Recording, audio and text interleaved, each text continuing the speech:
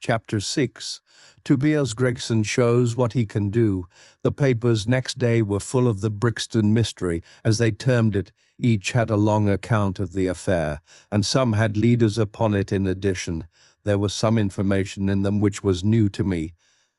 And now I still retain in my scrap book numerous clippings and extracts bearing upon the case. Here is a condensation of a few of them. The Daily Telegraph remarked that in the history of crime there had seldom been a tragedy which presented stranger features. The German name of the victim, the absence of all other motive, and the sinister inscription on the wall all pointed to its perpetration by political refugees and revolutionists.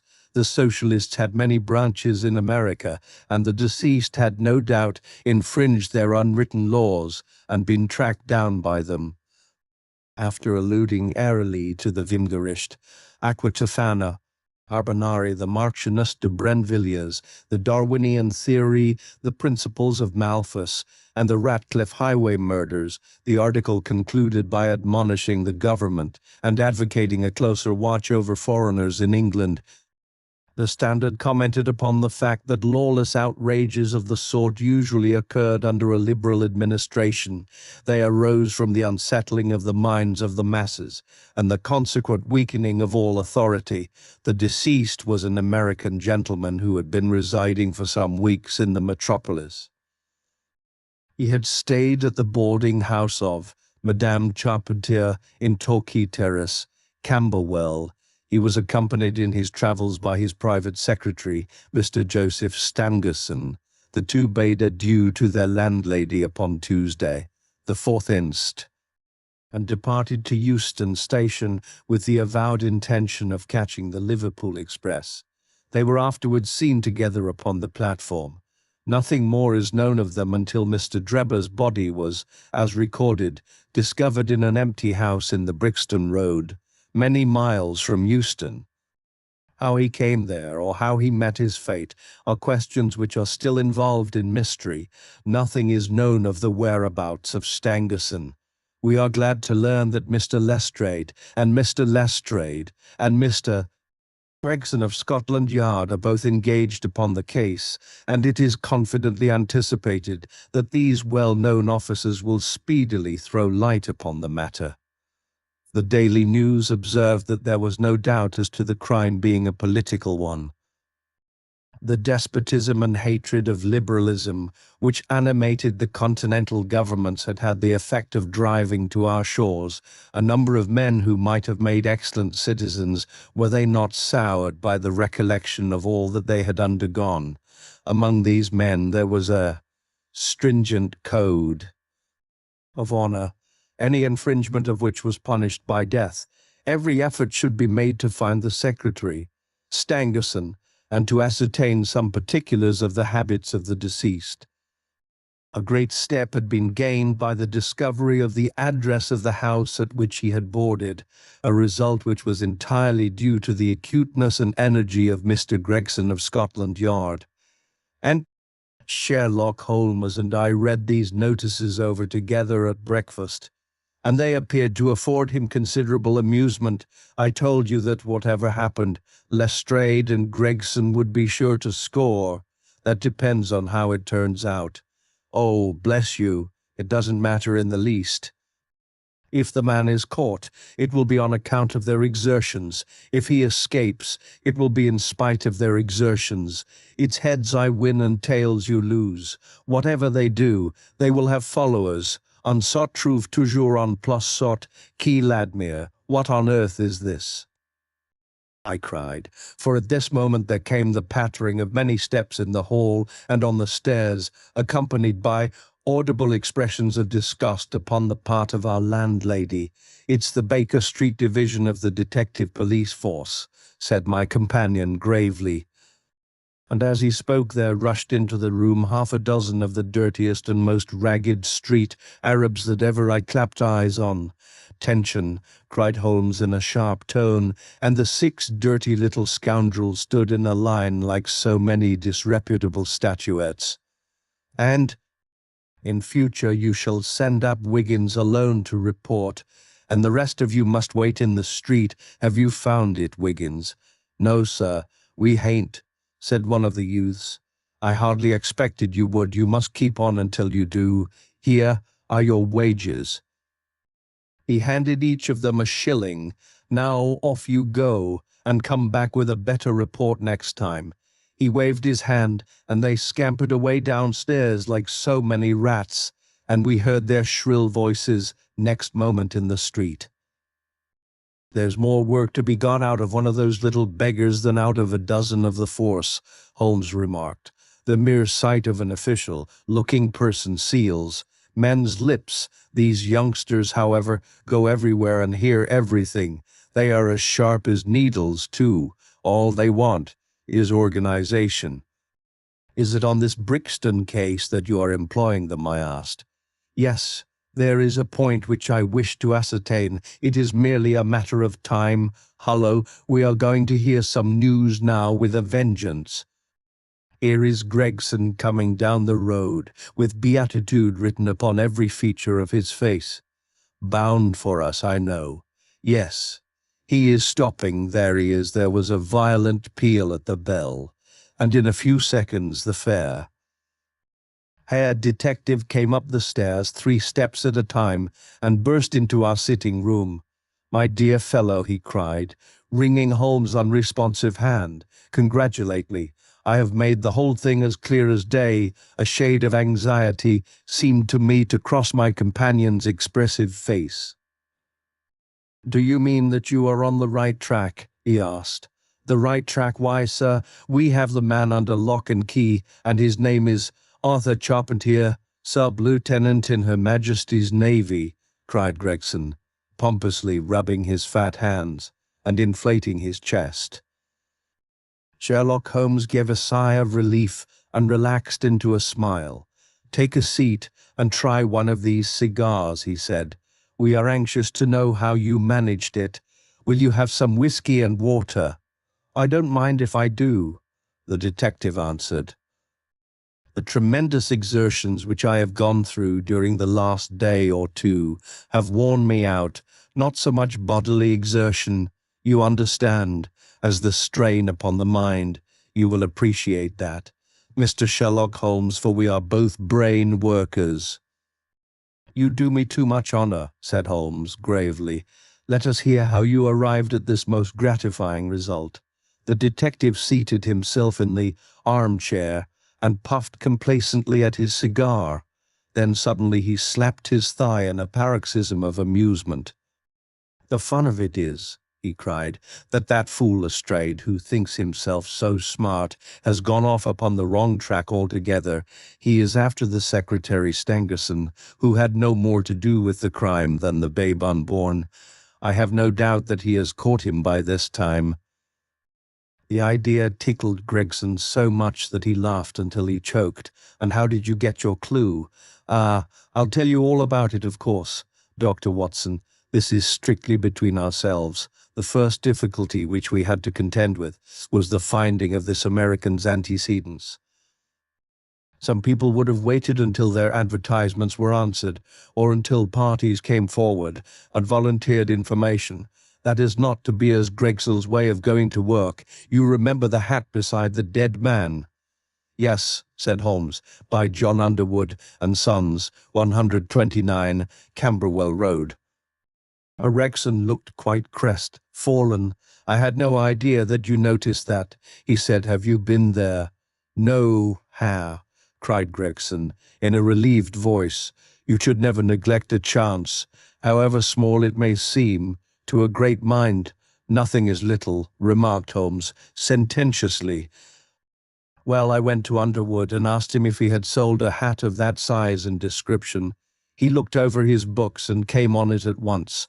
He had sent the hat to a Mr. Drebber residing at Charpentier's boarding establishment, Torquay Terrace. Thus I got at his address. Smart, very smart," murmured Sherlock Holmes. "I next called upon Madame Charpentier," continued the detective. "I found her very pale and distressed. Her daughter was in the room too, an uncommonly fine girl. She is too. Verd. She was looking red about the eyes, and her lips trembled as I spoke to her. That didn't escape my notice. I began to smell a rat. You know the feeling, Mr. Sherlock Holmes, when you come upon the right scent, a kind of thrill in your nerves. Have you heard of the mysterious death of your late boarder, Mr. Enoch Drebber of Cleveland?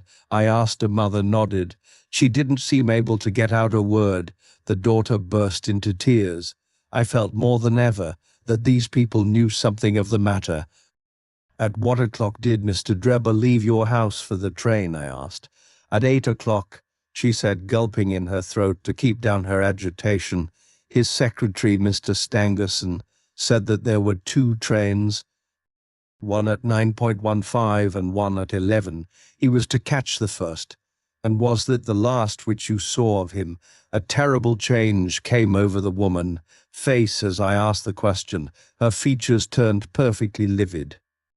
It was some seconds before she could get out the single word yes, and when it did come it was in a husky, unnatural tone. There was silence for a moment, and then the daughter spoke in a calm, clear voice. "No good can ever come of falsehood, mother," she said. "Let us be frank with this gentleman. We did see Mr. Drebber again. God forgive you," cried Madame Charpentier, throwing up her hands and sinking back in her chair. "You have murdered your brother." "Arthur would rather that we spoke the truth," the girl answered firmly. "You had best tell me all about it now," I said. "Half confidences are worse than none. Besides, you do not know how much we know of it." "On your head be it, Alice," cried her mother. And then turning to me, "He will tell you all, sir. Do not imagine that my agitation on behalf of my son arises from any fear lest he should have had a hand in this terrible affair. He is utterly innocent of it. My dread is, however, that in your eyes and in the eyes of others he may appear to be compromised. That, however, is surely impossible. His high character, his profession, his antecedents would all forbid it. Your best way is to make a clean breast of the facts." I answered. "Depend upon it, if your son is innocent, he will be none the worse. Perhaps, Alice, you had better leave us together," she said, and her daughter withdrew. "Now, sir," she continued, "I had no intention of telling you all this, but since my poor daughter has disclosed it, I have no alternative. Having once decided to speak, I will tell you all without omitting any particular. It is your wisest course," said I. "Murderer Drebber has been with us nearly 3 weeks. He and his secretary, Mr. Stangerson, had been traveling on the continent. I noticed a Copenhagen label upon each of their trunks, showing that that had been their last stopping place. Stangerson was a quiet, reserved man, but his employer, I am sorry to say, was far otherwise. He was coarse in his habits and brutish in his ways. The very night of his arrival he became very much the worse for drink, and indeed, after 12 o'clock in the day, he could hardly ever be said to be sober. His manners towards the maid servants were disgustingly free and familiar. Worst of all, he speedily assumed the same attitude towards my daughter, Alice, and spoke to her more than once in a way which, fortunately, she is too innocent to understand. On one occasion he actually seized her in his arms and embraced her, an outrage which caused his own secretary to reproach him for his unmanly conduct. "But why did you stand all this?" I asked. "I suppose that you can get rid of your boarders when you wish." Mrs. Charpentier blushed at my pertinent question. "Would to God that I had given him notice on the very day that he came," she said, "but it was a sore temptation. They were paying £1 a day, each £14 a week, and this is the slack season. I am a widow, and my boy in the Navy has cost me much. I grudged to lose the money. I acted for the best. This last was too much, however, and I gave him notice to leave on account of it. That was the reason of his going well. My heart grew light when I saw him drive away. My son is on leave just now, but I did not tell him anything of all this, for his temper is violent, and he is passionately fond of his sister. When I closed the door behind them, a load seemed to be lifted from my mind. Alice, in less than an hour there was a ring at the bell, and I learned that Mr. Drebber had returned. He was much excited, and evidently the worse for drink. He forced his way into the room, where I was sitting with my daughter, and made some incoherent remark about having missed his train. He then turned to Alice, and before my very face, proposed to her that she should fly with him. "You are of age," he said, "and there is no law to stop you. I have money enough and to spare, never mind the old girl here, but come along with me now straight away. You shall live like a princess." Poor Alice was so frightened that she shrunk away from him, but he caught her by the wrist and endeavored to draw her towards the door. I screamed, and at that moment my son Arthur came into the room. What happened then I do not know. I heard oaths and the confused sounds of a scuffle. I was too terrified to raise my head. When I did look up, I saw Arthur standing in the doorway laughing, with a stick in his hand. "I don't think that fine fellow will trouble us again," he said. "I will just go after him and see what he does with himself." With those words he took his hat and started off down the street. The next morning we heard of Mr. Drebber's mysterious death. This statement came from Mrs. Charpentier's lips with many gasps and pauses. At times she spoke so low that I could hardly catch the words. I made shorthand notes of all that she said, however, so that there should be no possibility of a mistake. "It's quite exciting," said Sherlock Holmes with a yawn. "What happened next?" When Mrs. Charpentier paused, the detective continued. "I saw that the whole case hung upon one point, fixing her with my eye in a way which I always found effective with women. I asked her at what hour. Her son returned. 'You do not know?' She answered, 'Not know. No, no. He has a latch key, and he let himself in. After you went to bed, yes. When did you go to bed? About 11, and so your son was gone at least 2 hours. He's possibly 4 or 5. Easy. What was he doing during that time?" "I do not know," she answered, turning white to her very lips. Of course, after that there was nothing more to be done. I found out where Lieutenant Charpentier was, took 2 officers with me, and arrested him. When I touched him on the shoulder and warned him to come quietly with us, he answered us as bold as brass. "I suppose you are arresting me for being concerned in the death of that scoundrel Drebber," he said. We had said nothing to him about it, so that his alluding to it had a most suspicious aspect. "Very," said Holmes. "He still carried the heavy stick which the mother described him as having with him when he followed Drebber. It was a stout oak cudgel. What is your theory, then?" "Well, my theory is that he followed Drebber as far as the Brixton Road, when there a fresh altercation arose between them, in the course of which Drebber received a blow from the stick, in the pit of the stomach perhaps, which killed him without leaving any mark. The night was so wet that no one was about, so Charpentier dragged the body of his victim into the empty house. As to the candle, and the blood, and the writing on the wall, and the ring, they may all be so many tricks to throw the police on to the wrong scent." "Well done," said Holmes in an encouraging voice. "Really, Gregson, you are getting along. We shall make something of you yet. I flatter myself that I have managed it rather neatly," the detective answered proudly. The young man volunteered a statement, in which he said that after following Drebber some time, the latter perceived him and took a cab in order to get away from him. On his way home he met an old shipmate and took a long walk with him. On being asked where this old shipmate lived, he was unable to give any satisfactory reply. I think the whole case fits together uncommonly well. What amuses me is to think of Lestrade, who had started off upon the wrong scent. I am afraid he won't make much of Why, by Jove, here's the very man himself. It was indeed Lestrade who had ascended the stairs while we were talking, and who now entered the room. The assurance and jauntiness which generally marked his demeanour and dress were, however, wanting. His face was disturbed and troubled, while his clothes were disarranged and untidy. He had evidently come with the intention of consulting with Sherlock Holmes, for on perceiving his colleague he appeared to be embarrassed and put out. He stood in the center of the room, fumbling nervously with his hat and uncertain what to do. "This is a most extraordinary case," he said at last, "a most incomprehensible affair." "Ah, you find it so, Mr. Lestrade?" cried Gregson, triumphantly. "I thought you would come to that conclusion. Have you managed to find the secretary, Mr. Joseph Stangerson?"